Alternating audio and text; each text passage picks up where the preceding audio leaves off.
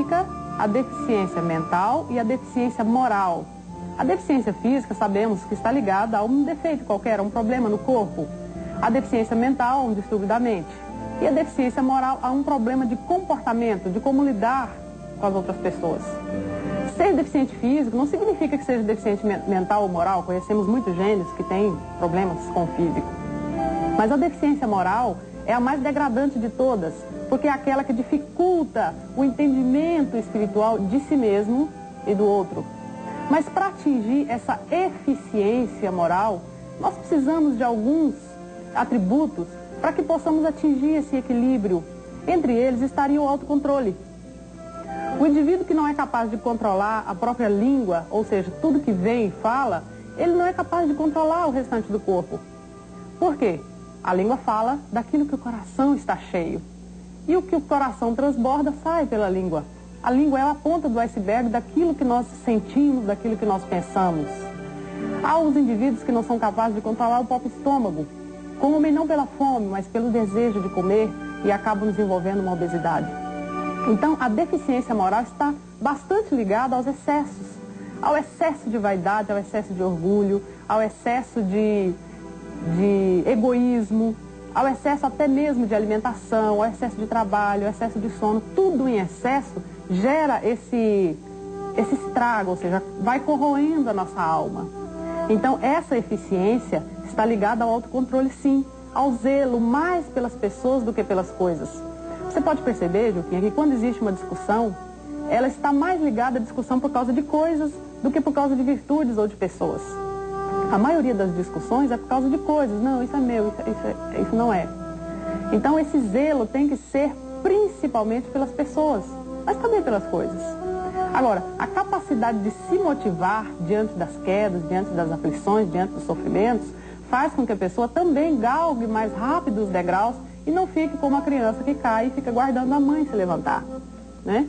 A empatia também, ou seja, aquela sintonia de afinidade entre um e outro, também ajuda muito. Porque muitas vezes nós angariamos inimigos por falta de sensibilidade em relação ao outro. E essa evolução moral é como galgar mesmo uma escada. Ela necessita de passar por etapas de amadurecimento. E isso nós só conseguimos fechando o nosso circuito com o Pai lá em cima. Muito bem. Poder-se dizer que a base, a estrutura da personalidade deve ser formada através do equilíbrio emocional? Ah, certamente. Se o indivíduo não tem controle sobre a sua raiva, sobre a sua ira, sobre a sua tristeza, a sua depressão e até mesmo a sua euforia, o indivíduo não consegue viver bem consigo mesmo e nem com os outros. E existem algumas técnicas que fazem com que o indivíduo aprenda a controlar os próprios sentimentos. As emoções, elas são ligadas a partes mentais nossas do nosso cérebro e poderíamos até dizer que se algum irmão nosso desencarnado atua na nossa mente através de obsessão ou não, existe uma região no cérebro. É a que os cientistas estão chamando de amígdala, que é aquela região que a gente age por impulso, né, na hora da raiva.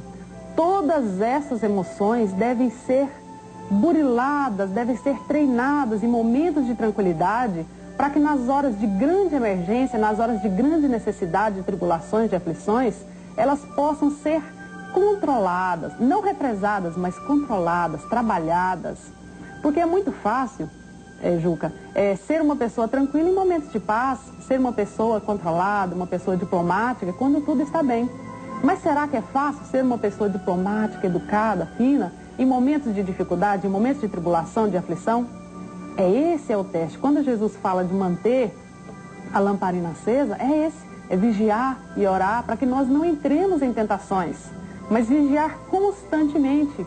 Isso é ter um controle emocional. Se estiver num momento de discussão, numa briga em casa, ou com familiares, ou no trabalho, aprenda até mesmo a contar o seu pulso no momento que você estiver com muita raiva. Olha, realmente meu pulso está acelerado, e se eu não me controlar, quem vai morrer sou eu, quem vai desencarnar sou eu.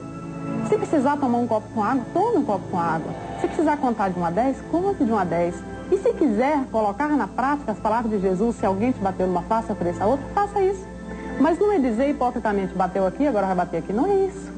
Se alguém ofendeu essa face, ofereça outra, ou seja, se distancie um pouco daquela pessoa para que você possa se equilibrar emocionalmente e aí sim depois retornar e resolver aquele problema com equilíbrio e harmonia. Você falou em controlar os sentimentos. Qual seria a forma prática, então, de controlar os sentimentos negativos? Porque realmente isso é uma